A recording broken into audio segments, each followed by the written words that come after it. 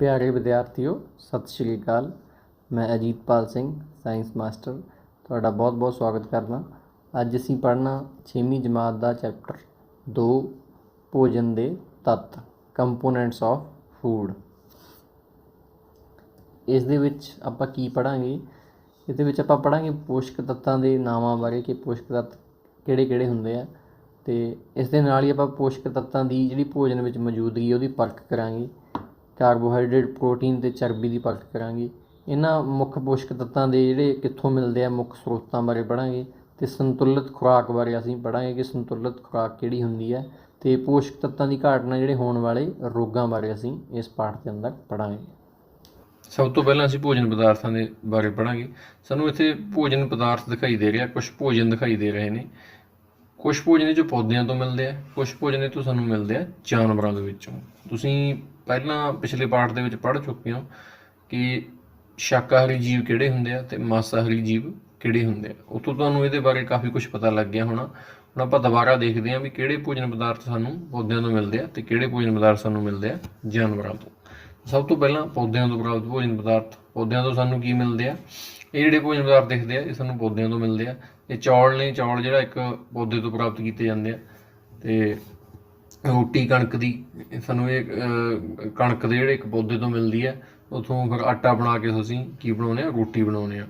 ਦਾਲ ਵਗੈਰਾ ਜਾਂ ਸਬਜ਼ੀਆਂ ਵਗੈਰਾ ਜੋ ਵੀ ਨੇ ਇਹ ਸਾਨੂੰ ਕੀ ਮਿਲਦੀਆਂ ਨੇ? ਪੌਦਿਆਂ ਤੋਂ ਮਿਲਦੀਆਂ ਨੇ। ਅੱਗੇ ਇਹਦੇ ਬਾਰੇ ਆਪਾਂ ਦੇਖੀਏ ਪੌਦਿਆਂ ਤੋਂ ਕੀ ਮਿਲਦਾ ਸਾਨੂੰ। ਜਿੰਨੀਆਂ ਵੀ ਸਬਜ਼ੀਆਂ ਨੇ ਦਿਖਾਈ ਤੁਹਾਨੂੰ ਦੇ ਰਹੀਆਂ ਨੇ, ਇਹ ਸਾਰੀਆਂ ਸਾਨੂੰ ਕਿੱਥੋਂ ਮਿਲੀਆਂ ਹੋਈਆਂ ਨੇ? ਪੌਦਿਆਂ ਤੋਂ ਪ੍ਰਾਪਤ ਕੀਤੀਆਂ ਹੋਈਆਂ ਨੇ। ਸਾਨੂੰ ਜਿੰਨੀਆਂ ਵੀ ਸਬਜ਼ੀਆਂ ਨੇ ਉਹ ਸਾਰੀਆਂ ਮਿਲਦੀਆਂ ਨੇ, ਪੌਦੇ ਹੁੰਦੇ ਨੇ ਉਹ। ਕੋਈ ਜੜ ਹੁੰਦੇ ਆ, ਕੋਈ ਤਣਾ ਹੁੰਦਾ, ਕੋਈ ਪੱਤੇ ਹੁੰਦੇ ਨੇ। ਇਹ ਸਾਰੀਆਂ ਸਾਨੂੰ ਕਿੱਥੋਂ ਮਿਲਦੀਆਂ ਨੇ? ਪੌਦਿਆਂ ਤੋਂ ਪ੍ਰਾਪਤ ਕੀਤੀਆਂ ਜਾਂਦੀਆਂ ਨੇ ਸਾਰੀਆਂ। ਅੱਗੇ ਚੱਲਦੇ ਹਾਂ ਆਪਾਂ। ਅੱਗੇ ਸਾਨੂੰ ਹੋਰ ਦਿਖਾ ਰਿਹਾ, ਕਣਕ ਦਿਖਾਈ ਦੇ ਰਹੀ ਹੈ। ਕਣਕ ਦੇ ਵਿੱਚੋਂ, ਕਣਕ ਦੀਆਂ ਬੱਲੀਆਂ ਦੇ ਵਿੱਚੋਂ ਦਾਣੇ ਨਿਕਲਦੇ ਆ। ਉਹ ਦਾਣਿਆਂ ਨੂੰ ਪੀਹ ਕੇ ਆਟਾ ਬਣਾਇਆ ਜਾਂਦਾ। ਤਾਂ ਇਹ ਵੀ ਇੱਕ ਤਰ੍ਹਾਂ ਜਿਹੜੀ ਕਣਕ ਹੈ ਉਹ ਵੀ ਕਿੱਥੋਂ ਪ੍ਰਾਪਤ ਹੁੰਦੀ? ਸਾਨੂੰ ਪੌਦਿਆਂ ਤੋਂ ਪ੍ਰਾਪਤ ਹੁੰਦੀ ਹੈ। ਥੱਲੇ ਸਾਨੂੰ ਝੋਨਾ ਦਿਖਾਈ ਦੇ ਰਿਹਾ, ਜਿਹਨੂੰ ਆਪਾਂ ਚੌਲ ਵੀ ਕਹਿ ਦਿੰਦੇ ਹਾਂ। ਇਸ ਦੇ ਬੂਟੇ ਤੋਂ ਸਾਨੂੰ ਕੀ ਪ੍ਰਾਪਤ ਹੁੰਦਾ? ਚੌਲ ਪ੍ਰਾਪਤ ਹੁੰਦੇ ਆ। ਅੱਗੇ ਚੱਲੀਏ, ਜਾਨਵਰਾਂ ਤੋਂ ਹੁਣ ਕਿਹੜੀਆਂ ਚੀਜ਼ਾਂ ਮਿਲਦੀਆਂ? ਦੁੱਧ ਹੈ, ਉਹ ਸਾਨੂੰ ਜਾਨਵਰਾਂ ਤੋਂ ਪ੍ਰਾਪਤ ਹੁੰਦਾ। ਅੰਡੇ ਨੇ, ਉਹ ਵੀ ਸਾਨੂੰ ਜਾਨਵਰਾਂ ਤੋਂ ਹੀ ਪ੍ਰਾਪਤ ਹੁੰਦੇ ਨੇ। ਪਨੀਰ ਹੈ ਜਾਂ ਹੋਰ ਜਿਹੜੀਆਂ ਦੁੱਧ ਵਾਲੀਆਂ ਚੀਜ਼ਾਂ ਹੁੰਦੀਆਂ ਉਹ ਸਾਰੀਆਂ ਸਾਨੂੰ ਜਾਨਵਰਾਂ ਤੋਂ ਪ੍ਰਾਪਤ ਹੁੰਦੀਆਂ ਨੇ। ਇਸ ਤੋਂ ਇਲਾਵਾ ਜਿਹੜਾ ਮੀਟ ਹੈ ਉਹ ਵੀ ਜਾਨਵਰਾਂ ਤੋਂ ਹੀ ਪ੍ਰਾਪਤ ਕੀਤਾ ਜਾਂਦਾ। ਤਾਂ ਇਹ ਸੀਗੀਆਂ ਚੀਜ਼ਾਂ ਜਿਹੜੀਆਂ ਸਾਡੀਆਂ ਕਿੱਥੋਂ ਪ੍ਰਾਪਤ ਹੁੰਦੀਆਂ ਨੇ? ਜਾਨਵਰਾਂ ਤੋਂ ਪ੍ਰਾਪਤ ਕੀਤੀਆਂ ਜਾਣ ਵਾਲੀਆਂ ਚੀਜ਼ਾਂ ਨੇ ਇਹ। ਅੱਗੇ ਅਸੀਂ ਚੱਲਦੇ ਹਾਂ। ਹੁਣ ਭੋਜਨ ਖਾਂਦੇ ਹਾਂ ਅਸੀਂ। ਕਿਉਂ ਖਾਂਦੇ ਹਾਂ ਭੋਜਨ? ਕਿਉਂ ਅਸੀਂ ਭੋਜਨ ਨੂੰ ਖਾਂਦੇ ਹਾਂ? ਭੋਜਨ ਅਸੀਂ ਖਾਂਦੇ ਹਾਂ ਊਰਜਾ ਲੈਣ ਦੇ ਲਈ। ਜੋ ਵੀ ਅਸੀਂ ਕੰਮ ਕਰਨਾ ਹੁੰਦਾ ਉਹਦੇ ਵਾਸਤੇ ਸਾਨੂੰ ਊਰਜਾ ਚਾਹੀਦੀ ਹੁੰਦੀ ਹੈ, ਜਿਹਨੂੰ ਆਪਾਂ ਸ਼ਕਤੀ ਵੀ ਕਹਿੰਦੇ ਹਾਂ। ਉਹ ਸਾਨੂੰ ਕਿੱਥੋਂ ਮਿਲਦੀ ਹੈ? ਉਹ ਮਿਲਦੀ ਹੈ ਸਾਨੂੰ ਭੋਜਨ ਖਾਣ ਤੋਂ ਬਾਅਦ ਸਾਨੂੰ ਉਹ ਊਰਜਾ ਮਿਲਦੀ ਹੈ। ਤਾਂ ਭੋਜਨ ਦੇ ਵਿੱਚ ਕੀ ਹੁੰਦਾ? ਹੁਣ ਆਪਾਂ ਦੇਖਦੇ ਹਾਂ ਭੋਜਨ ਦੇ ਵਿੱਚ ਕੀ ਹੁੰਦੇ ਆ। ਬਹੁਤ ਹੀ ਜ਼ਰੂਰੀ ਤੱਤ ਹੁੰਦੇ ਆ। ਜੇ ਅਸੀਂ ਇੱਕ ਦਿਨ ਭੋਜਨ ਨਾ ਖਾਈਏ ਤਾਂ ਸਾਡਾ ਸਰੀਰ ਉੱਦਾਂ ਹੀ ਕਮਜ਼ੋਰ ਹੋ ਜਾਊਗਾ ਅਤੇ ਸਾਡਾ ਕੋਈ ਵੀ ਕੰਮ ਕਰਨ ਨੂੰ ਬਿਲਕੁਲ ਵੀ ਦਿਲ ਨਹੀਂ ਕਰਨਾ ਹੈਗਾ। ਤਾਂ ਸਾਨੂੰ ਭੋਜਨ ਤੋਂ ਕੀ ਮਿਲਦਾ? ਭੋਜਨ ਤੋਂ ਮਿਲਦੇ ਨੇ ਸਾਨੂੰ ਜ਼ਰੂਰੀ ਤੱਤ। ਇਹਨਾਂ ਜ਼ਰੂਰੀ ਤੱਤਾਂ ਨੂੰ ਅਸੀਂ ਕੀ ਕਹਿੰਦੇ ਹਾਂ? ਪੋਸ਼ਕ ਤੱਤ ਵੀ ਅਸੀਂ ਕਹਿ ਦਿੰਦੇ ਹਾਂ। ਹਰ ਤਰ੍ਹਾਂ ਦੇ ਭੋਜਨ ਦੇ ਵਿੱਚ ਅਲੱਗ-ਅਲੱਗ ਤਰ੍ਹਾਂ ਦੇ ਪੋਸ਼ਕ ਤੱਤ ਨੇ, ਉਹਨਾਂ ਬਾਰੇ ਆਪਾਂ ਪੜ੍ਹਾਂਗੇ ਇਹ ਤੋਂ ਬਾਅਦ। ਤਾਂ ਮੁੱਖ ਆਪਾਂ ਪੋਸ਼ਕ ਤੱਤਾਂ ਬਾਰੇ ਪੜ੍ਹਦੇ ਹਾਂ। ਮੁੱਖ ਪੋਸ਼ਕ ਤੱਤ ਭੋਜਨ ਦੇ ਵਿੱਚ ਕੀ ਹੁੰਦਾ? ਭੋਜਨ ਦੇ ਵਿੱਚ ਹੁੰਦੇ ਆ 5 ਤਰ੍ਹਾਂ ਦੇ ਤੱਤ, ਮੁੱਖ ਪੋਸ਼ਕ ਤੱਤ। 5 ਪੋਸ਼ਕ ਤੱਤ ਨੇ: ਕਾਰਬੋਹਾਈਡਰੇਟ, ਚਰਬੀ, ਪ੍ਰੋਟੀਨ, ਵਿਟਾਮਿਨ ਅਤੇ ਖਣਿਜ ਲੂਣ। ਇਹ 5 ਨੂੰ ਤੁਸੀਂ ਬੜੇ ਹੀ ਧਿਆਨ ਨਾਲ ਯਾਦ ਰੱਖਣਾ। ਸੋ 5 ਕਿਹੜੇ ਤੱਤ ਨੇ ਜੀ? ਕਾਰਬੋਹਾਈਡਰੇਟ, ਚਰਬੀ, ਪ੍ਰੋਟੀਨ, ਵਿਟਾਮਿਨ ਅਤੇ ਖਣਿਜ ਲੂਣ। ਸੋ ਪਹਿਲਾਂ ਆਪਾਂ ਦੇਖਦੇ ਹਾਂ ਵੀ ਆਪਾਂ ਨੂੰ ਕਿਵੇਂ ਪਤਾ ਲੱਗੂਗਾ। ਹੁਣ ਆਪਣੇ ਕੋਲ ਇੱਕ ਸਵਾਲ ਹੈ ਵੀ ਆਪਾਂ ਨੂੰ ਕਿਵੇਂ ਪਤਾ ਲੱਗੂਗਾ ਵੀ ਕਿਹੜੇ ਭੋਜਨ ਪਦਾਰਥ ਦੇ ਵਿੱਚ ਕਿਹੜੇ ਤੱਤ ਨੇ। ਹੁਣ ਇਹਨੂੰ ਦੇਖਣ ਤੋਂ ਸਾਨੂੰ ਨਹੀਂ ਪਤਾ ਚੱਲਦਾ ਵੀ ਕਿਹੜੇ ਵਿੱਚ ਕਿਹੜੇ ਤੱਤ ਨੇ। ਉਹਨੂੰ ਦੇਖਣ ਦੇ ਸਾਨੂੰ ਕੀ ਕਰਨੀ ਪਊ? ਇਹਨਾਂ ਦੀ ਪਰਖ ਕਰਨੀ ਪਊਗੀ। ਸਾਨੂੰ ਕਿਰਿਆ ਕਰਕੇ ਦੇਖਣੀ ਪਊ ਵੀ ਕਿਹੜੇ 'ਚ ਕਿਹੜੇ ਤੱਤ ਨੇ। ਤਾਂ ਸਭ ਤੋਂ ਪਹਿਲਾਂ ਆਪਾਂ ਦੇਖਦੇ ਹਾਂ ਕਾਰਬੋਹਾਈਡਰੇਟ। ਜਿਹੜਾ ਸਭ ਤੋਂ ਉੱਪਰਲਾ ਕਾਰਬੋਹਾਈਡਰੇਟ, ਇਹਦੀ ਆਪਾਂ ਪਰਖ ਕਰਦੇ ਹਾਂ। ਕਾਰਬੋਹਾਈਡਰੇਟ ਦੀ ਪਰਖ ਕਰਨਾ, ਇਹਦੇ ਵਾਸਤੇ ਆਪਾਂ ਕਿਰਿਆ ਕਰਾਂਗੇ। ਠੀਕ ਹੈ ਜੀ। ਉਹਦੇ 'ਚ ਆਪਾਂ ਕੀ ਕਰਾਂਗੇ? ਇੱਕ ਕੱਚਾ ਕੋਈ ਭੋਜਨ ਪਦਾਰਥ ਲਵਾਂਗੇ, ਜਾਂ ਤਾਂ ਆਲੂ ਲਵਾਂਗੇ ਜਾਂ ਕੋਈ ਚਾਵਲ ਲਵਾਂਗੇ। ਉਹਨੂੰ ਲੈ ਕੇ ਆਪਾਂ ਉਹਦੇ ਨਾਲ ਉਹਦੀ ਪਰਖ ਕਰਾਂਗੇ। ਆਪਾਂ ਕਿਵੇਂ ਪਰਖ ਕਰਨੀ ਉਹ ਦੇਖਦੇ ਹਾਂ। ਉਹਦੇ ਉੱਪਰ ਆਪਾਂ ਪਾਵਾਂਗੇ ਆਇਓਡੀਨ ਦੇ ਘੋਲ ਦੀਆਂ ਕੁਝ ਬੂੰਦਾਂ। ਠੀਕ ਹੈ ਜੀ। ਆਇਓਡੀਨ ਦੇ ਘੋਲ ਦੀਆਂ ਆਪਾਂ ਕੁਝ ਬੂੰਦਾਂ ਉਹਦੇ ਉੱਪਰ ਪਾਵਾਂਗੇ। ਆਇਓਡੀਨ ਦਾ ਘੋਲ ਕੀ ਹੁੰਦਾ? ਇਹ ਤੁਹਾਨੂੰ ਕੀ ਹੋਊਗਾ, ਇਹ ਤੁਹਾਨੂੰ ਤੁਹਾਡੀ ਸਾਇੰਸ ਲੈਬ ਦੇ ਵਿੱਚ ਤੁਹਾਨੂੰ ਇਹ ਮਿਲੂਗਾ। ਆਇਓਡੀਨ ਦਾ ਜਿਹੜਾ ਘੋਲ ਹੈ, ਰੰਗ ਨੋਟ ਕਰਾਂਗੇ। ਆਲੂ ਜਾਂ ਚਾਵਲ ਜਿਹਦੇ ਉੱਤੇ ਆਇਓਡੀਨ ਦੇ ਘੋਲ ਦੀਆਂ ਬੂੰਦਾਂ ਪਾਵਾਂਗੇ ਉਹਦਾ ਰੰਗ ਆਪਾਂ ਨੋਟ ਕਰਾਂਗੇ। ਜੇ ਉਹਦਾ ਨੀਲਾ ਕਾਲਾ ਰੰਗ ਜੇ ਉਹਦਾ ਆ ਜਾਂਦਾ ਤਾਂ ਉਹ ਕੀ ਦੱਸੂਗਾ, ਨਿਸ਼ਾਸਤੇ ਦੀ ਮੌਜੂਦਗੀ ਦੱਸੂਗਾ। ਨਿਸ਼ਾਸਤੇ ਦਾ ਕੀ ਮਤਲਬ ਹੁੰਦਾ, ਨਿਸ਼ਾਸਤੇ ਦਾ ਮਤਲਬ ਹੁੰਦਾ ਕਾਰਬੋਹਾਈਡਰੇਟਸ। ਨਿਸ਼ਾਸਤੇ ਨੂੰ ਹੀ ਕਾਰਬੋਹਾਈਡਰੇਟ ਕਿਹਾ ਜਾਂਦਾ। ਤੁਹਾਡੀ ਕਿਤਾਬ ਦੇ ਵਿੱਚ ਬਣਿਆ ਹੋਊਗਾ ਨਿਸ਼ਾਸਤੇ ਜਾਂ ਸਟਾਰਚ ਦੀ ਪਰਖ ਕਰਨਾ, ਠੀਕ ਹੈ ਜੀ। ਤਾਂ ਜਾਂ ਸਟਾਰਚ ਦਾ ਟੈਸਟ ਬਣਿਆ ਹੋਊਗਾ ਤੁਹਾਡੀ ਕਿਤਾਬ ਦੇ ਵਿੱਚ, ਤਾਂ ਉਹ ਜਿਹੜਾ ਸਟਾਰਚ ਦਾ ਟੈਸਟ ਹੈ ਉਹ ਆਪਾਂ ਇਸ ਤਰ੍ਹਾਂ ਕਰਾਂਗੇ। ਇਹਨੂੰ ਦਰਸਾਉਣ ਦੇ ਲਈ ਹੁਣ ਅਸੀਂ ਇੱਕ ਕਿਰਿਆ ਕਰਦੇ ਹਾਂ। ਇਸ ਦੇ ਵਿੱਚ ਕੀ ਕਰਾਂਗੇ, ਆਪਾਂ ਆਇਓਡੀਨ ਦਾ ਘੋਲ ਲਿਆ, ਇੱਕ ਆਪਾਂ ਆਇਓਡੀਨ ਦਾ ਘੋਲ ਲਿਆ, ਤੁਹਾਨੂੰ ਸਾਇੰਸ ਲੈਬ ਦੇ ਵਿੱਚ ਉਹ ਮਿਲ ਜੂਗਾ ਆਰਾਮ ਦੇ ਨਾਲ ਆਇਓਡੀਨ ਦਾ ਘੋਲ। ਇੱਕ ਅਸੀਂ ਆਲੂ ਲਿਆ, ਕੱਟਿਆ ਹੋਇਆ ਆਲੂ। ਇੱਕ ਅਸੀਂ ਕੀ ਲਿਆ ਜੀ, ਡ੍ਰੌਪਰ ਲਿਆ, ਤਾਂ ਕਿ ਅਸੀਂ ਬੂੰਦਾਂ ਨੂੰ ਆਲੂ ਦੇ ਉੱਪਰ ਪਾ ਸਕੀਏ। ਹੁਣ ਅਸੀਂ ਸਭ ਤੋਂ ਪਹਿਲਾਂ ਕੀ ਕੀਤਾ, ਆਪਾਂ ਆਇਓਡੀਨ ਦੇ ਘੋਲ ਨੂੰ ਲਿਆ ਡ੍ਰੌਪਰ ਦੀ ਮਦਦ ਨਾਲ, ਅਤੇ ਉਹਨੂੰ ਕਿੱਥੇ ਪਾਤਾ, ਉਹਨੂੰ ਅਸੀਂ ਆਲੂ ਦੇ ਉੱਤੇ ਪਾਤਾ। ਉਹਦੀਆਂ 2 ਬੂੰਦਾਂ ਅਸੀਂ ਆਲੂ ਦੇ ਉੱਤੇ ਪਾਤੀਆਂ। ਤੁਸੀਂ ਕੀ ਦੇਖੋਗੇ ਕਿ ਇਹਦਾ ਜਿਹੜਾ ਰੰਗ ਹੈ ਉਹ ਰੰਗ ਕੀ ਹੋਣਾ ਚਾਹੀਦਾ, ਇਹਦਾ ਰੰਗ ਕਾਲਾ ਆ ਜਾਣਾ ਚਾਹੀਦਾ। ਥੋੜ੍ਹਾ ਸਮਾਂ ਇਹਨੂੰ ਆਪਾਂ ਰੱਖਾਂਗੇ, ਇਹਨੂੰ ਆਪਾਂ ਥੋੜ੍ਹੇ ਸਮੇਂ ਤੋਂ ਬਾਅਦ ਜਿਹੜਾ ਆਲੂ ਦਾ ਰੰਗ ਆ ਉਹ ਤੁਸੀਂ ਦੇਖੋਗੇ ਕਿ ਕੀ ਹੋ ਜਾਊਗਾ, ਕਾਲਾ ਹੋ ਜਾਊਗਾ। ਰੰਗ ਕਾਲਾ ਹੋ ਗਿਆ। ਇਸ ਤਰ੍ਹਾਂ ਜਿਹੜਾ ਆਲੂ ਦਾ ਜਿਹੜਾ ਕਾਲਾ ਰੰਗ ਹੈ ਉਹ ਕਿਹਦੇ ਬਾਰੇ ਦੱਸਦਾ ਕਿ ਇਹਦੇ ਵਿੱਚ ਕੀ ਹੈ ਜੀ, ਕਾਰਬੋਹਾਈਡਰੇਟ ਮੌਜੂਦ ਹੈ ਇਸ ਆਲੂ ਦੇ ਵਿੱਚ।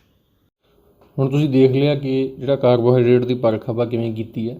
ਦੁਬਾਰੇ ਮੈਂ ਤੁਹਾਨੂੰ ਫਿਰ ਦੱਸ ਦਿੰਦਾ ਇੱਕ ਵਾਰੀ। ਪਹਿਲਾਂ ਆਪਾਂ ਆਲੂ ਦੇ ਚਾਵਲ ਲਿਆ, ਉਹ 'ਤੇ ਆਇਓਡੀਨ ਦੀਆਂ ਕੁਛ ਬੂੰਦਾਂ ਪਾਈਆਂ, ਉਹਦਾ ਆਪਾਂ ਰੰਗ ਦੇਖਿਆ, ਨੀਲਾ ਰੰਗ ਆ ਗਿਆ, ਅਤੇ ਉਹ ਨੀਲਾ ਰੰਗ ਸਾਨੂੰ ਦੱਸ ਰਿਹਾ ਕਿ ਜਿਹੜਾ ਆਲੂ ਹੈ ਉਹਦੇ ਵਿੱਚ ਕੀ ਹੈ ਜੀ, ਕਾਰਬੋਹਾਈਡਰੇਟ ਹੈ। ਸੋ ਇਸ ਤਰ੍ਹਾਂ ਕਾਰਬੋਹਾਈਡਰੇਟ ਦੀ ਸਾਡੇ ਕੋਲ ਪਰਖ ਹੋ ਗਈ।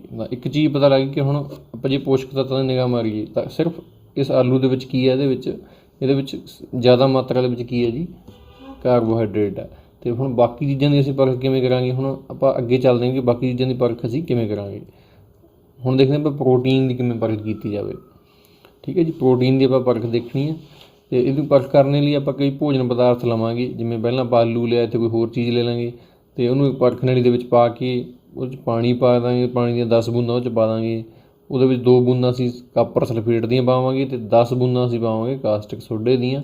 ਰੰਗ ਅਸੀਂ ਨੋਟ ਕਰਾਂਗੇ, ਅਤੇ ਜੇ ਜਾਮਣੀ ਜਿਹਾ ਰੰਗ ਆਊਗਾ ਤਾਂ ਉਹ ਦੱਸੂਗਾ ਕਿ ਇਹਦੇ ਭੋਜਨ ਪਦਾਰਥ ਦੇ ਵਿੱਚ ਕੀ ਹੈ, ਇਸ ਭੋਜਨ ਪਦਾਰਥ ਦੇ ਵਿੱਚ ਕੀ ਹੈ ਜੀ, ਪ੍ਰੋਟੀਨ ਹੈ। ਨਾ ਇਹਦੀ ਪਰਖ ਕਰਨ ਲਈ ਸਾਨੂੰ ਜਿਹੜੀ ਲਿਖਿਆ ਹੋਇਆ ਸਾਨੂੰ ਤਾਂ ਸਮਝ ਆਊ ਜੇ ਅਸੀਂ ਕਿਰਿਆ ਕਰਕੇ ਦੇਖਾਂਗੇ। ਤਾਂ ਇਹਨੂੰ ਆਪਾਂ ਕਰਨ ਦੇ ਲਈ ਆਪਾਂ ਕਿਰਿਆ ਕਰਦੇ ਹਾਂ, ਬਾਅਦ ਦੇ ਵਿੱਚ ਆਪਾਂ ਇਸ ਸਲਾਈਡ ਨੂੰ ਸਮਝਾਂਗੇ। ਅਸੀਂ ਕਿਰਿਆ 'ਚ ਦੇਖਦੇ ਹਾਂ ਕਿ ਪਹਿਲਾਂ ਅਸੀਂ ਲਿਆ, ਸਾਡੇ ਕੋਲ ਕੀ ਹੈ ਜੀ, ਪਾਣੀ ਹੈ, ਸਾਡੇ ਕੋਲ ਕਾਪਰ ਸਲਫੇਟ ਹੈ, ਨੀਲੇ ਰੰਗ ਦਾ ਘੋਲ ਹੋਊਗਾ। ਕਾਸਟਿਕ ਸੋਡਾ ਜਾਂ ਸੋਡੀਅਮ ਹਾਈਡਰੋਕਸਾਈਡ ਦਾ ਘੋਲ, ਅਸੀਂ ਇਹਨੂੰ ਘੋਲ ਬਣਾਇਆ ਹੋਇਆ, ਇਹਨੂੰ ਘੋਲਿਆ ਹੋਇਆ ਪਾਣੀ ਦੇ ਵਿੱਚ। ਅਤੇ ਇੱਕ ਸਾਡੇ ਕੋਲ ਇਹੀ ਹੈ ਜੀ, ਮੂੰਗੀ ਦੀ ਦਾਲ ਹੈ, ਪੀਸੀ ਹੋਈ ਮੂੰਗੀ ਦੀ ਦਾਲ, ਇਹਨੂੰ ਪੀਸਿਆ ਹੋਇਆ ਆਪਾਂ ਚੰਗੀ ਤਰ੍ਹਾਂ ਪੀਸ ਕੇ ਰੱਖ ਲਿਆ। ਇਹਨੂੰ ਆਪਾਂ ਭੋਜਨ ਪਦਾਰਥ ਦੇ ਰੂਪ ਵਿੱਚ ਇਹਦਾ ਇਸਤੇਮਾਲ ਕਰਾਂਗੇ। ਇੱਕ ਪਰਖ ਨਲੀ ਲਈ ਹੈ, ਇੱਕ ਪਰਖ ਨਲੀ ਦੇ ਵਿੱਚ ਅਸੀਂ ਕੀ ਪਾਵਾਂਗੇ, ਜਿਹੜਾ ਇਹ ਪੀਸੀ ਹੋਈ ਮੂੰਗੀ ਦੀ ਦਾਲ ਹੈ, ਇਹਨੂੰ ਆਪਾਂ ਪਾ ਲਿਆ ਇੱਕ ਪਰਖ ਨਲੀ ਦੇ ਵਿੱਚ। ਸਭ ਤੋਂ ਪਹਿਲਾਂ ਆਪਾਂ ਇਹਦੇ ਵਿੱਚ ਹੁਣ ਕੀ ਪਾਵਾਂਗੇ, ਇਹਦੇ ਵਿੱਚ ਅਸੀਂ ਪਾਵਾਂਗੇ ਪਾਣੀ ਦੀਆਂ 10 ਬੂੰਦਾਂ ਇਹਦੇ ਵਿੱਚ ਅਸੀਂ ਪਾਵਾਂਗੇ। ਦੇਖੋ ਅਸੀਂ ਇਹਦੇ ਵਿੱਚ ਪਾਣੀ ਦੀਆਂ 10 ਬੂੰਦਾਂ ਪਾ ਰਹੀਆਂ। ਪਾਣੀ ਦੀਆਂ 10 ਬੂੰਦਾਂ ਪਾਉਣ ਤੋਂ ਬਾਅਦ ਅਸੀਂ ਹੁਣ ਕੀ ਕਰਾਂਗੇ, ਇਹਨੂੰ ਹਿਲਾਵਾਂਗੇ ਥੋੜ੍ਹਾ ਜਿਹਾ। ਹਿਲਾਉਣ ਤੋਂ ਬਾਅਦ ਇਹਦੇ ਵਿੱਚ ਕਾਪਰ ਸਲਫੇਟ ਦੀਆਂ 2 ਜਾਂ 3 ਬੂੰਦਾਂ ਚ ਅਸੀਂ ਕਾਪਰ ਸਲਫੇਟ ਦੀਆਂ ਪਾ ਦਿਆਂਗੇ। ਦੇਖੋ ਜੀ 2-3 ਬੂੰਦਾਂ ਅਸੀਂ ਕਾਪਰ ਸਲਫੇਟ ਦੀਆਂ ਪਾਤੀਆਂ। ਹਿਲਾਤਾ ਇਹਨੂੰ ਥੋੜ੍ਹਾ ਜਿਹਾ। ਇਸ ਤੋਂ ਬਾਅਦ ਕੋਈ ਹੋਰ ਡਰੋਪਰ ਲੈਣਾ, ਜਿਹੜਾ ਕਾਪਰ ਸਲਫੇਟ ਵਾਲਾ ਡਰੋਪਰ ਨਹੀਂ ਲੈਣਾ। ਹੁਣ ਹੋਰ ਡਰੋਪਰ ਲੈ ਕੇ ਜਿਹੜਾ ਸੋਡੀਅਮ ਹਾਈਡਰੋਕਸਾਈਡ ਜਾਂ ਕਾਸਟਿਕ ਸੋਡੇ ਦੀਆਂ 10 ਜਾਂ 11 ਬੂੰਦਾਂ ਤੁਸੀਂ ਇਹਦੇ ਵਿੱਚ ਪਾ ਦਿਓ। ਜਦੋਂ ਤੁਸੀਂ 10 ਜਾਂ 11 ਬੂੰਦਾਂ ਪਾਓਗੇ ਉਦੋਂ ਇਹਨੂੰ ਹਿਲਾ ਦਿਓ। ਤੁਸੀਂ ਦੇਖੋਗੇ ਕਿ ਜਿਹੜਾ ਭੋਜਨ ਪਦਾਰਥ ਦਾ ਜਿਹੜਾ ਰੰਗ ਹੈ ਉਹ ਜਾਮਣੀ ਜਾਂ ਬੈਂਗਣੀ ਕਲਰ ਦਾ ਆ ਜਾਊਗਾ। ਇਸ ਤਰ੍ਹਾਂ ਇਹ ਬੈਂਗਣੀ ਜਾਂ ਜਿਹੜਾ ਜਾਮਣੀ ਰੰਗ ਹੈ ਇਹ ਸਾਨੂੰ ਦੱਸੂਗਾ ਕਿ ਇਸ ਭੋਜਨ ਪਦਾਰਥ ਦੇ ਅੰਦਰ ਕੀ ਹੈ ਜੀ, ਪ੍ਰੋਟੀਨ ਹੈ। ਦੇਖੋ ਇਹਨੂੰ ਹਿਲਾਇਆ ਗਿਆ ਚੰਗੀ ਤਰ੍ਹਾਂ ਅਤੇ ਇਹਦਾ ਰੰਗ ਹੈ ਜਿਹੜਾ ਹੁਣ ਬੈਂਗਣੀ ਆਉਣਾ ਸ਼ੁਰੂ ਹੋ ਗਿਆ। ਦੇਖੋ ਇਹ ਬੈਂਗਣੀ ਰੰਗ ਹੈ, ਇਹ ਦੱਸਦਾ ਕਿ ਜਿਹੜਾ ਮੂੰਗੀ ਦੀ ਦਾਲ ਹੈ, ਜਿਹੜੀ ਪੀਸੀ ਹੋਈ ਮੂੰਗੀ ਦੀ ਦਾਲ ਹੈ, ਉਹਦੇ ਵਿੱਚ ਕੀ ਹੈ ਜੀ, ਪ੍ਰੋਟੀਨ ਮੌਜੂਦ ਹੈਗਾ ਗਾ। ਤਾਂ ਇਸ ਤਰ੍ਹਾਂ ਅਸੀਂ ਹੁਣ ਪ੍ਰੋਟੀਨ ਦੀ ਪਰਖ ਕਰ ਲਈ। ਤਾਂ ਹੁਣ ਆਪਾਂ ਨੂੰ ਇਸ ਲਿਖਿਆ ਹੋਇਆ ਸਮਝ ਆਊਗਾ। ਤਾਂ ਕੀ ਕੀਤਾ ਸੀ ਅਸੀਂ, ਭੋਜਨ ਪਦਾਰਥ ਦੀ ਪਰਖ ਕਿਵੇਂ ਕੀਤੀ ਅਸੀਂ, ਥੋੜ੍ਹਾ ਜਿਹਾ ਪਹਿਲਾਂ ਆਪਾਂ ਮੂੰਗੀ ਦੀ ਦਾਲ ਲਈ ਸੀ, ਉਹ 'ਚ 10 ਬੂੰਦਾਂ ਅਸੀਂ ਪਾਣੀ ਦੀਆਂ ਪਾਈਆਂ ਸੀ, ਉਹਨੂੰ ਪਰਖਣ ਵਾਲੀ ਨੂੰ ਹਿਲਾਇਆ। ਉਸ ਤੋਂ ਬਾਅਦ ਉਹਨੂੰ ਪਰਖਣ ਵਾਲੀ ਦੇ ਵਿੱਚ ਫਿਰ ਆਪਾਂ ਕੀ ਪਾਇਆ ਜੀ, 2 ਬੂੰਦਾਂ ਕਾਪਰ ਸਲਫੇਟ ਦੀਆਂ ਪਾਈਆਂ, ਅਤੇ ਕਾਪਰ ਸਲਫੇਟ ਦੀਆਂ 2 ਬੂੰਦਾਂ ਪਾਉਣ ਤੋਂ ਬਾਅਦ ਅਸੀਂ 10 ਬੂੰਦਾਂ ਕਾਸਟਿਕ ਸੋਡੇ ਦੀਆਂ ਪਾਤੀਆਂ। ਉਹਦੇ 'ਚ ਰੰਗ ਨੋਟ ਕੀਤਾ, ਜਿਹੜਾ ਰੰਗ ਸੀ ਉਹ ਜਾਮਣੀ ਜਾਂ ਬੈਂਗਣੀ ਆ ਗਿਆ। ਉਦੋਂ ਸਾਨੂੰ ਪਤਾ ਲੱਗ ਗਿਆ ਵੀ ਇਹਦੇ ਇਸ ਭੋਜਨ ਪਦਾਰਥ ਯਾਨੀ ਕਿ ਮੂੰਗੀ ਦੀ ਦਾਲ ਵਿੱਚ ਕੀ ਹੈ ਜੀ, ਪ੍ਰੋਟੀਨ ਹੈ। ਤਾਂ ਪਤਾ ਲੱਗ ਗਿਆ ਕਿ ਜਿਹੜੇ ਦਾਲਾਂ ਨੇ ਉਹਨਾਂ ਵਿੱਚ ਕੀ ਹੁੰਦੇ ਨੇ, ਪ੍ਰੋਟੀਨ ਹੁੰਦੇ ਨੇ। ਇਸ ਤਰ੍ਹਾਂ ਕਿਹਦੀ ਪਰਖ ਹੋ ਗਈ ਜੀ, ਇਹ ਪ੍ਰੋਟੀਨ ਦੀ ਪਰਖ ਹੋ ਗਈ। ਇਸ ਤੋਂ ਬਾਅਦ ਆਪਾਂ ਅੱਗੇ ਚੱਲਦੇ ਹਾਂ। ਅੱਗੇ ਸਾਡੇ ਕੋਲ ਹੈਗਾ ਚਰਬੀ ਦੀ ਪਰਖ ਕਰਨੀ। ਤਾਂ ਚਰਬੀ ਦੀ ਪਰਖ ਅਸੀਂ ਕਿਵੇਂ ਕਰਾਂਗੇ, ਬਹੁਤ ਹੀ ਸਿੰਪਲ ਹੈ। ਇਹਦੇ ਵਾਸਤੇ ਵੀ ਆਪਾਂ ਇੱਕ ਪਹਿਲਾਂ ਕਿਰਿਆ ਕਰਦੇ ਹਾਂ, ਇਹਦੇ ਬਾਰੇ ਬਾਅਦ ਦੇ ਵਿੱਚ ਆਪਾਂ ਦੇਖਾਂਗੇ। ਇਹ ਸਲਾਈਡ ਨੂੰ ਜਿਹੜਾ ਇਹ ਲਿਖਿਆ ਹੋਇਆ ਇਹਨੂੰ ਬਾਅਦ ਦੇ ਵਿੱਚ ਸਮਝਾਂਗੇ। ਤਾਂ ਪਹਿਲਾਂ ਆਪਾਂ ਕੀ ਕਰਦੇ ਹਾਂ, ਇਹਦੀ ਕਿਰਿਆ ਕਰਦੇ ਹਾਂ। ਚਰਬੀ ਦੀ ਪਰਖ ਦੇ ਵਿੱਚ ਅਸੀਂ ਕੀ ਲਿਆ, ਅਸੀਂ ਇੱਕ ਤੇਲ ਲਿਆ, ਕੋਈ ਵੀ ਤੇਲ ਤੁਸੀਂ ਘਰ ਦੇ ਵਿੱਚ ਵਰਤ ਸਕਦੇ ਹੋ। ਅਤੇ ਇੱਕ ਅਸੀਂ ਕਾਗਜ਼ ਲੈ ਲਿਆ, ਜਮਾਂ ਸਫੇਦ ਕਾਗਜ਼, ਜਿਹਦੇ 'ਤੇ ਕੋਈ ਵੀ ਧੱਬਾ ਨਾ ਲੱਗਿਆ ਹੋਵੇ, ਕੋਈ ਪਾਣੀ ਦਾ ਨਿਸ਼ਾਨ ਨਾ ਹੋਵੇ, ਕੋਈ ਤੇਲ ਦਾ ਨਿਸ਼ਾਨ, ਬਿਲਕੁਲ ਸਾਫ਼ ਇਹ ਸਾਡੇ ਕੋਲ ਕਾਗਜ਼ ਹੈ। ਇਹਦੇ ਉੱਪਰ ਮੈਂ 2 ਬੂੰਦਾਂ ਜਿਹੜੀਆਂ ਇਹ ਤੇਲ ਹੈ ਉਹਦੀਆਂ ਪਾਤੀਆਂ। ਕੋਈ ਵੀ ਤੇਲ ਤੁਸੀਂ ਇਸਤੇਮਾਲ ਕਰ ਸਕਦੇ ਹੋ। ਅਤੇ ਇਹਨੂੰ ਚੰਗੀ ਤਰ੍ਹਾਂ ਮੈਂ ਇਹਦੇ ਉੱਤੇ ਫੈਲਾ ਤਾ, ਤੇਲ ਇਹਦੇ ਉੱਤੇ ਚੰਗੀ ਤਰ੍ਹਾਂ ਫੈਲਾ ਤਾ। ਤੁਸੀਂ ਦੇਖੋਗੇ ਕਿ ਠੀਕ ਹੈ, ਇਹਨੂੰ ਚੰਗੀ ਤਰ੍ਹਾਂ ਫੈਲਾਉਣਾ ਆਪਾਂ। ਤਾਂ ਇਹਦੇ ਉੱਪਰ ਕੀ ਪੈ ਗਿਆ ਜੀ, ਹੁਣ ਤੇਲ ਦਾ ਧੱਬਾ ਪੈ ਗਿਆ ਇਹਦੇ ਉੱਪਰ। ਆ ਦੇਖੋ ਤੇਲ ਧੱਬਾ ਬਣ ਕੇ, ਹੁਣ ਜਿਹੜਾ ਕਾਗਜ਼ ਹੈ ਪਹਿਲਾਂ ਅਪਾਰਦਰਸ਼ੀ ਸੀ, ਉਹਦੇ ਆਰ ਪਾਰ ਨਹੀਂ ਦੇਖਿਆ ਜਾ ਸਕਦਾ ਸੀ, ਹੁਣ ਇਹਦੇ ਕਾਗਜ਼ ਦੇ ਆਰ ਪਾਰ ਸਾਨੂੰ ਦੇਖਿਆ ਜਾ ਸਕਦਾ। ਤਾਂ ਇਸ ਤੇਲ ਦੇ ਅੰਦਰ ਕੀ ਹੈ ਜੀ, ਇਸ ਤੋਂ ਸਾਨੂੰ ਪਤਾ ਲੱਗ ਗਿਆ ਵੀ ਤੇਲ ਦੇ ਅੰਦਰ ਚਰਬੀ ਹੈ। ਤਾਂ ਕੋਈ ਵੀ ਭੋਜਨ ਪਦਾਰਥ ਆਪਾਂ ਇਹਦੇ ਅੰਦਰ ਲੈ ਸਕਦੇ ਹਾਂ, ਉਹਨੂੰ ਕਾਗਜ਼ ਦੇ ਅੰਦਰ ਲਪੇਟ ਲਓ, ਕੋਈ ਵੀ ਭੋਜਨ ਪਦਾਰਥ। ਅਤੇ ਜੇਕਰ ਇਸ ਤਰ੍ਹਾਂ ਤੇਲ ਦੇ ਧੱਬੇ ਪੈ ਗਏ ਤਾਂ ਉਸ ਭੋਜਨ ਪਦਾਰਥ ਦੇ ਵਿੱਚ ਕੀ ਹੈ ਜੀ, ਚਰਬੀ ਹੈ। ਤਾਂ ਇਸ ਤਰ੍ਹਾਂ ਅਸੀਂ ਕੀ ਕਰ ਲਾਂਗੇ, ਚਰਬੀ ਦੀ ਸਾਡੇ ਕੋਲ ਕੀ ਹੋ ਗਈ, ਇਹ ਚਰਬੀ ਦੀ ਪਰਖ ਹੋ ਗਈ। ਤਾਂ ਆਪਾਂ ਇਸ ਕਿਰਿਆ ਦੇ ਵਿੱਚ ਕੀ ਦੇਖਿਆ, ਆਪਾਂ ਇੱਕ ਕਾਗਜ਼ ਲਿਆ ਸੀ ਇਸ ਕਿਰਿਆ ਦੇ ਵਿੱਚ, ਅਤੇ ਉਸ ਕਾਗਜ਼ ਦੇ ਉੱਪਰ ਅਸੀਂ ਕੀ ਪਾਤਾ ਸੀ, ਤੇਲ ਪਾਤਾ ਸੀਗਾ। ਤੇਲ ਨੂੰ ਅਸੀਂ ਭੋਜਨ ਪਦਾਰਥ ਦੇ ਰੂਪ ਵਿੱਚ ਲੈ ਲਿਆ, ਅਤੇ ਅਸੀਂ ਕੀ ਦੇਖਿਆ, ਉਹ ਤੇਲ ਨੂੰ ਚੰਗੀ ਤਰ੍ਹਾਂ ਅਸੀਂ ਉਸ ਕਾਗਜ਼ ਦੇ ਉੱਪਰ ਚੰਗੀ ਤਰ੍ਹਾਂ ਫੈਲਾ ਤਾ। ਤਾਂ ਜਿਹੜਾ ਕਾਗਜ਼ ਆ ਉਹਦੇ ਉੱਪਰ ਕੀ ਪੈ ਗਏ, ਤੇਲ ਦੇ ਧੱਬੇ ਪੈ ਗਏ। ਜਿਹੜਾ ਕਾਗਜ਼ ਆ ਉਹ ਕੀ ਬਣ ਗਿਆ ਜੀ, ਅਲਪ ਪਾਰਦਰਸ਼ੀ ਬਣ ਗਿਆ। ਅਤੇ ਉੱਥੇ ਸਾਨੂੰ ਪਤਾ ਲੱਗ ਗਿਆ ਕਿ ਇਸ ਜਿਹੜਾ ਤੇਲ ਹੈ ਉਹਦੇ ਵਿੱਚ ਕੀ ਹੈ, ਚਰਬੀ ਹੈ।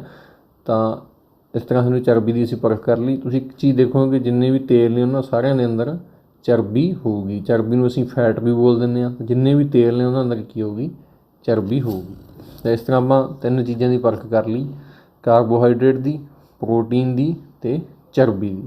ਇਸ 3 ਚੀਜ਼ਾਂ ਦੀ ਤੁਸੀਂ ਪਰਖ ਨੂੰ ਤੁਸੀਂ ਆਪਣੀ ਸਾਇੰਸ ਲੈਬ ਦੇ ਅੰਦਰ ਜਾ ਕੇ ਤੁਸੀਂ ਇਹ ਪਰਖ ਕਰ ਸਕਦੇ ਹੋ। ਅੱਗੇ ਚੱਲੀਏ ਕਿ ਹੁਣ ਜਿਹੜੇ ਪੋਸ਼ਕ ਤੱਤਾਂ ਬਾਰੇ ਪੜ੍ਹਿਆ ਆਪਾਂ, ਕਾਰਬੋਹਾਈਡਰੇਟ, ਪ੍ਰੋਟੀਨ, ਚਰਬੀ, ਵਿਟਾਮਿਨ ਅਤੇ ਖਣਿਜ ਲੂਣਾਂ ਦੇ ਬਾਰੇ ਅਸੀਂ ਪੜ੍ਹਿਆ।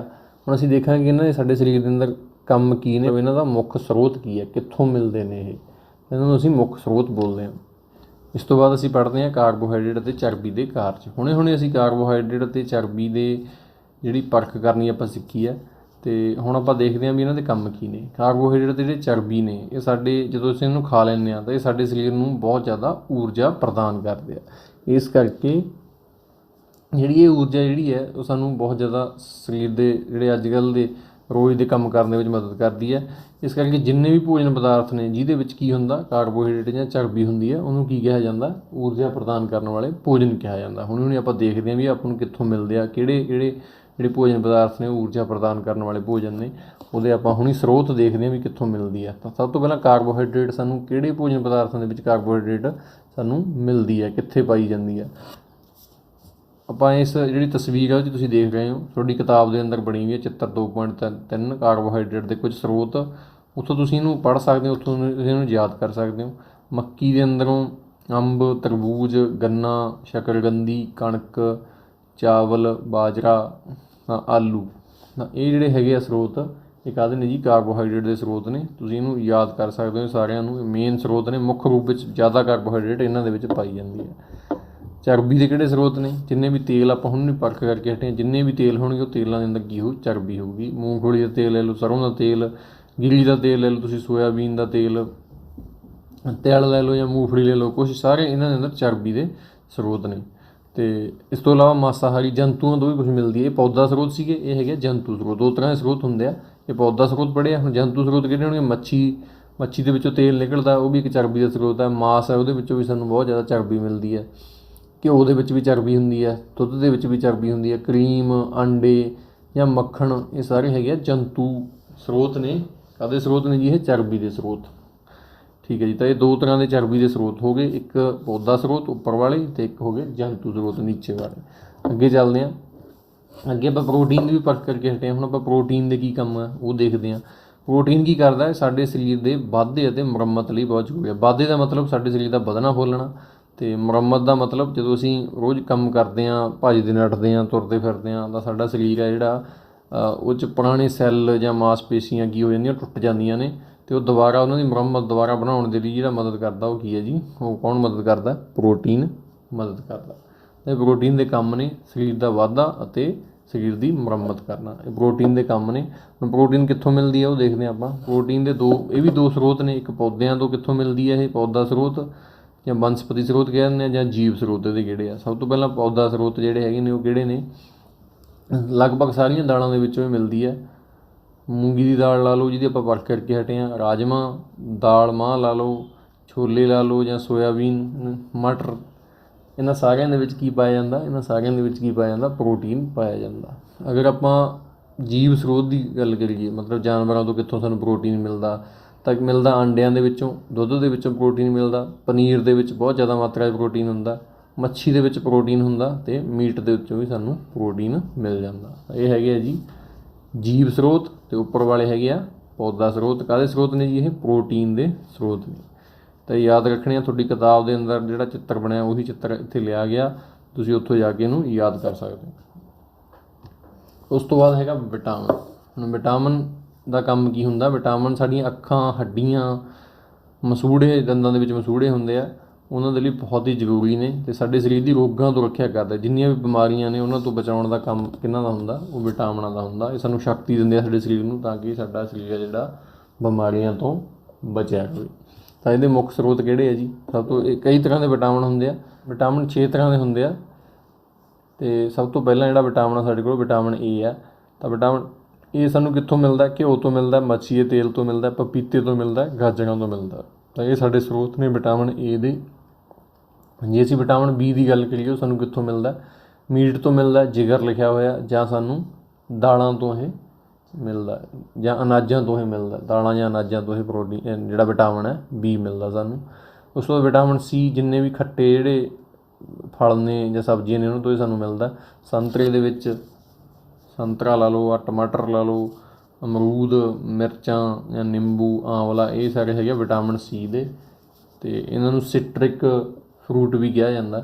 ਇਸ ਤੋਂ ਬਾਅਦ ਆ ਗਿਆ ਵਿਟਾਮਿਨ ਡੀ। ਵਿਟਾਮਿਨ ਡੀ ਕਿੱਥੋਂ ਮਿਲਦਾ? ਸਾਨੂੰ ਦੁੱਧ ਤੋਂ ਮਿਲਦਾ, ਮੱਖਣ ਤੋਂ ਮਿਲਦਾ, ਮਾਸ ਤੋਂ ਮਿਲਦਾ, ਅੰਡਿਆਂ ਤੋਂ ਮਿਲਦਾ, ਅਤੇ ਮੱਛੀ ਤੋਂ ਸਾਨੂੰ ਇਹ ਮਿਲਦਾ।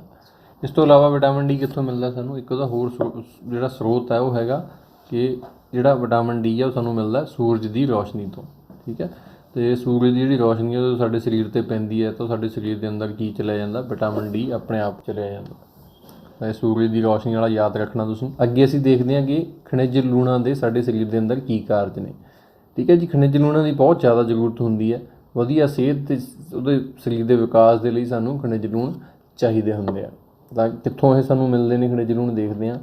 ਸਭ ਤੋਂ ਪਹਿਲਾਂ ਖਣਿਜ ਲੂਣ ਦੇ ਵਿੱਚ ਆ ਗਿਆ ਆਇਓਡੀਨ, ਅਤੇ ਇਹ ਸਾਨੂੰ ਮਿਲਦਾ ਹੇਠ ਲਿਖੇ ਪਦਾਰਥਾਂ ਤੋਂ, ਜਿਵੇਂ ਮੱਛੀ ਤੋਂ ਮਿਲਦਾ, ਮੱਖਣ ਤੋਂ ਮਿਲਦਾ, ਮਾਸ ਤੋਂ ਮਿਲਦਾ, ਇਹ ਅਦਰਕ ਤੋਂ ਮਿਲਦਾ, ਅਤੇ ਮਿਲਦਾ ਇਹ ਸਾਨੂੰ ਪਾਲਕ ਤੋਂ ਮਿਲਦਾ ਇਹ ਆਇਓਡੀਨ। ਹਰੀਆਂ ਸਬਜ਼ੀਆਂ ਤੋਂ ਇਹ ਸਾਨੂੰ ਆਇਓਡੀਨ ਜਿਹੜਾ ਇਹ ਮਿਲ ਜਾਂਦਾ ਗਾ।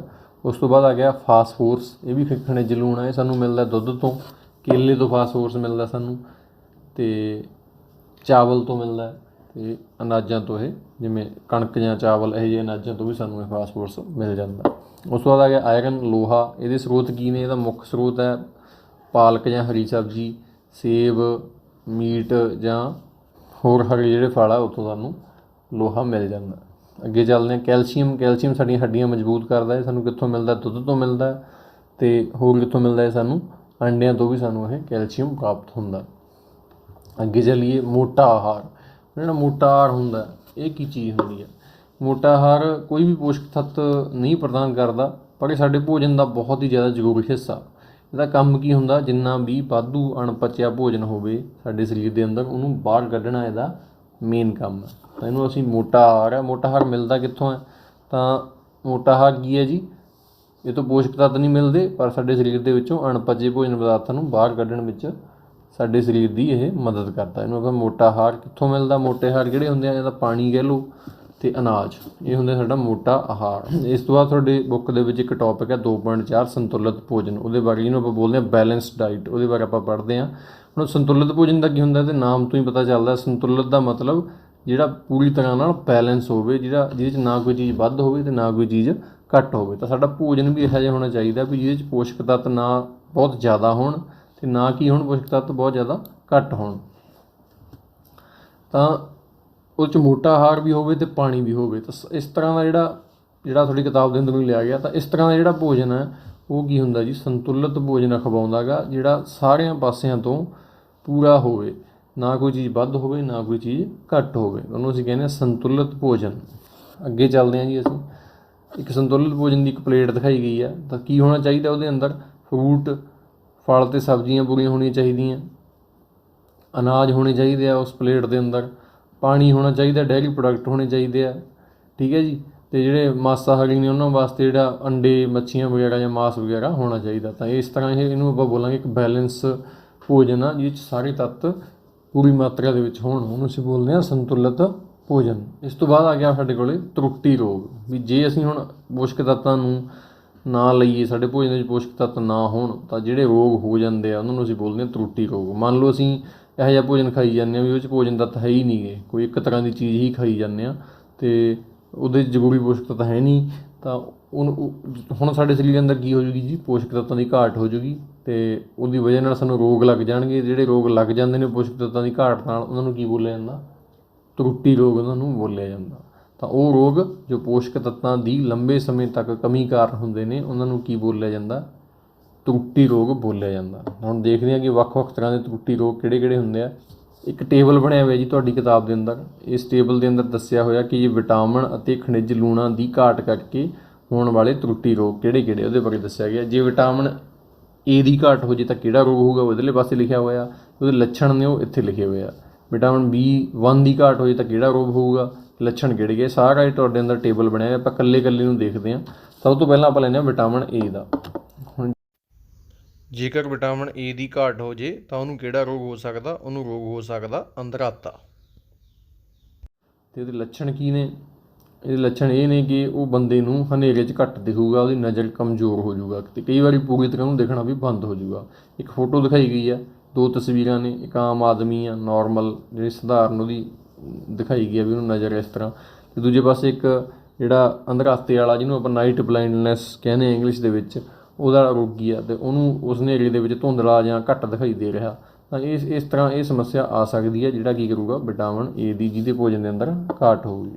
ਇਸ ਤੋਂ ਬਾਅਦ ਸਾਡੇ ਕੋਲ ਆ ਗਿਆ ਵਿਟਾਮਿਨ B1 ਜਾਂ ਵਿਟਾਮਿਨ B ਵੀ ਇਹਨੂੰ ਆਪਾਂ ਕਹਿ ਸਕਦੇ ਹਾਂ। ਜੇਕਰ ਇਹਦੀ ਘਾਟ ਹੋ ਜੇ ਸਾਡੇ ਸਰੀਰ ਦੇ ਅੰਦਰ ਤਾਂ ਕਿਹੜਾ ਰੋਗ ਹੋ ਸਕਦਾ? ਬੇਰੀ ਨਾਂ ਦਾ ਰੋਗ ਹੋ ਸਕਦਾ। ਇਹਦੇ ਅੰਦਰ ਬੰਦੇ ਦੀਆਂ ਕੀ ਹੋ ਜਾਣਗੀਆਂ, ਜਾਂ ਉਸ ਵਿਅਕਤੀ ਦੀਆਂ ਕਮਜ਼ੋਰ ਮਾਸਪੇਸ਼ੀਆਂ ਹੋ ਜਾਣਗੀਆਂ ਅਤੇ ਕੰਮ ਕਰਨ ਦੀ ਊਰਜਾ 'ਚ ਉਹਦੀ ਕਮੀ ਆ ਜੂਗੀ। ਮਤਲਬ ਕੀ ਹੋ ਜੂਗਾ? ਉਹ ਬੰਦਾ ਬਿਮਾਰ ਰਹਿਣ ਲੱਗ ਜੂਗਾ ਅਤੇ ਜਿਹੜੇ ਉਹਦੇ ਸਰੀਰ ਆ, ਜਿਵੇਂ ਉਹਦੇ ਹੱਥ ਦਿਖਾਏ ਗਿਆ ਕਿਸੇ ਦੇ ਉੱਤੇ, ਇਸ ਤਰ੍ਹਾਂ ਦੇ ਨਿਸ਼ਾਨ ਪੈਣੇ ਸ਼ੁਰੂ ਹੋ ਜਾਣਗੇ। ਇਸ ਤਰ੍ਹਾਂ ਜਿਹੜਾ ਵਿਟਾਮਿਨ B1 ਦੀ ਘਾਟ ਨਾਲ ਕਿਹੜਾ ਰੋਗ ਹੋਊਗਾ ਜੀ? ਬੇਰੀ ਦਾ ਰੋਗ ਹੋ ਸਕਦਾ। ਉਸ ਤੋਂ ਬਾਅਦ ਆਪਾਂ ਅੱਗੇ ਚੱਲਦੇ ਹਾਂ। ਆ ਗਿਆ ਵਿਟਾਮਿਨ C। ਵਿਟਾਮਿਨ C ਜਿਹਦੇ, ਜਿਵੇਂ ਆਪਾਂ ਪਹਿਲਾਂ ਪੜ੍ਹਿਆ ਵਿਟਾਮਿਨ C ਦੇ ਆਪਾਂ ਸਰੋਤ ਪੜ੍ਹ ਚੁੱਕੇ ਹਾਂ। ਜਿਹਦੇ ਭੋਜਨ ਦੇ ਅੰਦਰ ਵਿਟਾਮਿਨ C ਨਹੀਂ ਲਊਗਾ ਜਾਂ ਘੱਟ ਲਊਗਾ ਤਾਂ ਉਹਨੂੰ ਕਿਹੜਾ ਰੋਗ ਹੋ ਸਕਦਾ? ਉਹਨੂੰ ਰੋਗ ਹੋ ਸਕਦਾ ਸਕਰਵੀ ਨਾਂ ਦਾ ਉਹਨੂੰ ਰੋਗ ਹੋ ਸਕਦਾ। ਇਹਦੇ ਅੰਦਰ ਕੀ ਹੋਊਗਾ? ਜਦੋਂ ਸਕਰਵੀ ਜਿਹਨੂੰ ਹੋਊਗਾ, ਉਹਦੇ ਮਸੂੜਿਆਂ 'ਚੋਂ ਖੂਨ ਨਿਕਲਣ ਲੱਗ ਜੂ, ਜਾਂ ਜ਼ਖਮ ਭਰਨ ਵਿੱਚ ਸਮਾਂ ਲੱਗੂਗਾ। ਮਤਲਬ ਉਹਦੇ ਸਰੀਰ ਦੇ ਉੱਤੇ ਕੋਈ ਵੀ ਜ਼ਖਮ ਹੋ ਜੇ ਤਾਂ ਉਹ ਜ਼ਖਮ ਜਿਹੜਾ ਭਰੂਗਾ ਉਹਨੂੰ ਭਰਨ ਵਿੱਚ ਸਮਾਂ ਲੱਗੂਗਾ, ਜਾਂ ਉਹਦੇ ਮਸੂੜਿਆਂ ਦੇ ਵਿੱਚੋਂ ਕੀ ਹੋਊਗਾ? ਮਸੂੜੇ ਹੁੰਦੇ ਆ ਸਾਡੇ, ਤਾਂ ਇਹਦੇ ਵਿੱਚੋਂ ਕੀ ਆਉਣ ਲੱਗ ਜੂਗਾ? ਖੂਨ ਆਉਣ ਲੱਗ ਜੂਗਾ। ਤਾਂ ਇਹ ਸੀਗਾ ਜੀ ਵਿਟਾਮਿਨ C ਦੀ ਵਜ੍ਹਾ ਨਾਲ ਕਿਹੜਾ ਰੋਗ ਹੁੰਦਾ ਜੀ? ਸਕਰਵੀ ਰੋਗ ਹੁੰਦਾ। ਉਸ ਤੋਂ ਬਾਅਦ ਆ ਗਿਆ ਵਿਟਾਮਿਨ D। ਹੁਣ ਵਿਟਾਮਿਨ D ਜਿਹਦੇ ਭੋਜਨ ਦੇ ਵਿੱਚ ਵਿਟਾਮਿਨ D ਦੀ ਘਾਟ ਹੋਊਗੀ ਤਾਂ ਉਹਨੂੰ ਕਿਹੜਾ ਰੋਗ ਹੋ ਸਕਦਾ, ਉਹਨੂੰ ਹੋ ਸਕਦਾ ਰਿਕਟਸ ਨਾਂ ਦਾ ਰੋਗ ਹੋ ਸਕਦਾ। ਇਸ ਰੋਗ ਦੇ ਲੱਛਣ ਕੀ ਨੇ ਕਿ ਹੱਡੀਆਂ ਨਰਮ ਹੋ ਕੇ ਮੁੜ ਜਾਂਦੀਆਂ ਨੇ।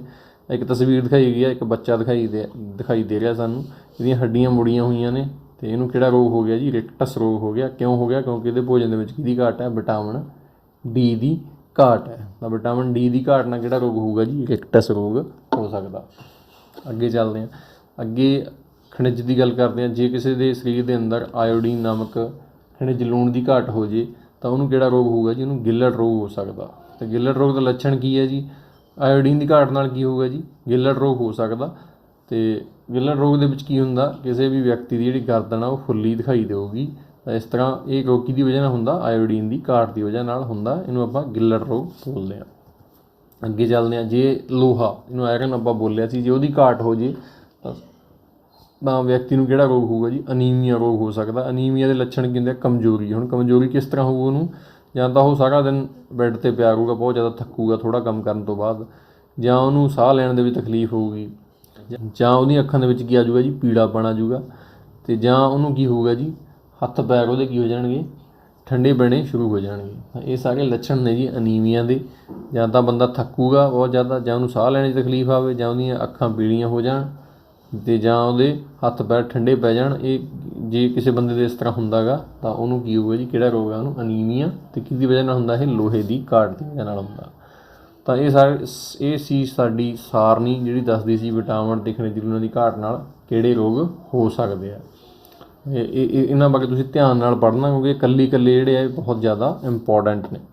ਅੱਗੇ ਚੱਲਦੇ ਹਾਂ, ਅੱਗੇ ਤੁਹਾਡੇ ਵਾਸਤੇ ਹੋਮਵਰਕ ਹੈ ਜੀ, ਤੁਹਾਡੀ ਕਿਤਾਬ ਵਾਲਾ ਹੋਮਵਰਕ ਹੈ ਬਿਲਕੁਲ। ਤੁਸੀਂ ਕਿਉਂਕਿ ਬੁੱਕ ਦੇ ਅੰਦਰ ਜਿਹੜਾ ਹੈਗਾ ਇਹ ਸਾਰਾ ਬਿਲਕੁਲ ਬੁੱਕ ਦੇ ਨਾਲ ਮਿਲਦਾ, ਉਹੀ ਹੋਮਵਰਕ ਹੈ, ਅਤੇ ਤੁਸੀਂ ਇਹਨੂੰ ਧਿਆਨ ਨਾਲ ਕਰਨਾ। ਸਾਡੇ ਭੋਜਨ ਦੇ ਮੁੱਖ ਪੋਸ਼ਕ ਤੱਤ, ਪਹਿਲੇ ਹੀ ਪ੍ਰਸ਼ਨ ਹੈ, ਇਹਦੇ ਬਾਰੇ ਆਪਾਂ ਸਾਰਾ ਪਾਠ ਇਹਦੇ ਦੀ ਆਪਾਂ ਲਾਇਆ ਅੱਜ। ਹੇਠ ਲਿਖਿਆਂ ਦੇ ਨਾਂ ਦੱਸੋ ਕਿ ਕਿਹੜੇ ਤੱਤ ਮੁੱਖ ਰੂਪ ਵਿੱਚ ਸਾਨੂੰ ਊਰਜਾ ਦਿੰਦੇ ਆ। ਤੁਹਾਨੂੰ ਦੱਸਿਆ ਵੀ ਊਰਜਾ ਕਿਹੜੇ ਦਿੰਦੇ ਆ। ਸਾਂਭ ਸੰਭਾਲ ਦੇ ਲਈ ਕਿਉਂ ਜ਼ਰੂਰੀ ਨੇ ਤੱਤ। ਉਹ ਵਿਟਾਮਿਨ ਜੋ ਸਾਡੀ ਨਜ਼ਰ ਲਈ ਚੰਗਾ ਹੈ, ਆਪਾਂ ਹੁਣੀ ਪੜ੍ਹ ਕੇ ਹਟੇ ਹਾਂ। ਖਣਿਜ ਜੋ ਸਾਡੀਆਂ ਹੱਡੀਆਂ ਲਈ ਜ਼ਰੂਰੀ ਹਨ, ਇਹ ਵੀ ਆਪਾਂ ਹੁਣੀ ਪੜ੍ਹਿਆ। ਥੱਲੇ ਹੈਗਾ ਜੀ, ਇਹਨਾਂ ਵਿੱਚੋਂ ਸਹੀ ਕਥਨ ਦਾ ਨਿਸ਼ਾਨ ਲਾਓ। ਸਹੀ ਗਲਤ ਲਗਾਉਣੇ ਆਪਾਂ ਚੌਥੇ ਪ੍ਰਸ਼ਨ ਦੇ ਵਿੱਚ, ਠੀਕ ਹੈ ਜੀ। ਇਹ ਵੀ ਤੁਸੀਂ ਕਰ ਲਓਗੇ ਤੁਸੀਂ। ਪੰਜਵਾਂ ਹੈਗਾ ਜੀ, ਖਾਲੀ ਥਾਵਾਂ ਭਰੋ। ਡੈਸ਼ ਵਿਟਾਮਿਨ ਡੀ ਦੀ ਕਮੀ ਕਾਰਨ ਹੁੰਦਾ ਹੈ। ਦੱਸਣਾ ਵੀ ਕਿਹੜਾ ਰੋਗ ਵਿਟਾਮਿਨ ਡੀ ਦੀ ਕਮੀ ਕਾਰਨ ਹੁੰਦਾ। ਤੁਹਾਡੀ ਕਿਤਾਬ ਦੇ ਅੰਦਰ ਸਾਰਾ ਇਹ ਪ੍ਰਸ਼ਨ, ਸਾਰੇ ਰੋਗਾਂ ਬਾਰੇ ਇਹ ਪੰਜਵਾਂ ਪ੍ਰਸ਼ਨ ਲਿਖਿਆ ਹੋਇਆ, ਅਤੇ ਤੁਸੀਂ ਇਹਦਾ ਧਿਆਨ ਨਾਲ ਤੁਸੀਂ ਇਹਦਾ ਆਨਸਰ ਦੇ ਦਿਓ। ਇਸ ਤਰ੍ਹਾਂ ਹੀ ਸਾਡਾ ਪਾਠ ਕੰਪਲੀਟ ਹੋ ਗਿਆ ਜੀ। Thank you.